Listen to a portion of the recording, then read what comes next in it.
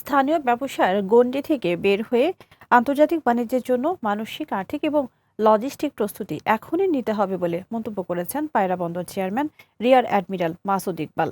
বুধবার সকালে নগরীর হোটেল গ্র্যান্ড পার্কের সাউথ গেট কনফারেন্স হলে কাস্টমস, এক্সাইজ ও ভ্যাট কমিশনারেট বরিশালের উদ্যোগে আলোচনা সভায় প্রধান অতিথির বক্তব্যে তিনি এ মন্তব্য করেন।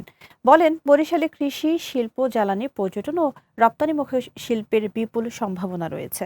সরকারি উদ্যোগের পাশাপাশি এই অঞ্চলের ব্যবসায়ী ও উদ্যোক্তাদের এই সম্ভাবনাকে কাজে লাগাতে হবে।